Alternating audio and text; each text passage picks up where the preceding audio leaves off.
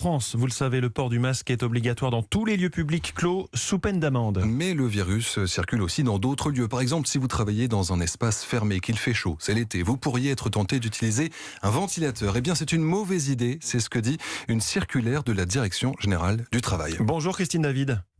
Bonjour. Vous êtes experte en prévention des risques biologiques à l'Institut national de recherche et de sécurité. Expliquez-nous pourquoi il faudrait se méfier des ventilateurs en cette période d'épidémie.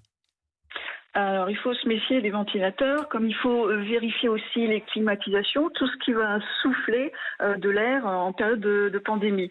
C'est-à-dire qu'il y a deux principes de base à respecter.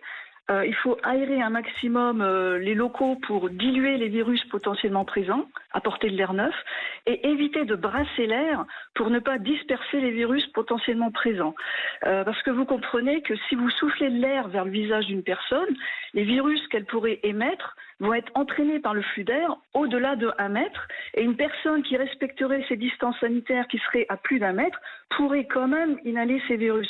C'est pour ça qu'il faut éviter un soufflage d'air trop important, et notamment ces fameux ventilateurs. Donc la solution idéale, c'est tout simplement, ça paraît tout simple, mais c'est d'ouvrir les fenêtres. Et voilà, c'est ça. Donc, si vous avez un local qui s'aère juste avec des fenêtres, ce qu'on appelle une ventilation naturelle, ouvrez un maximum les fenêtres le plus souvent possible. Par contre, si vous avez une ventilation, ce qu'on appelle une ventilation mécanique, l'air neuf est soufflé dans le local par des bouches que vous voyez au plafond ou en haut des murs. Là, vous devez monter le débit d'air neuf plus haut possible, quoi.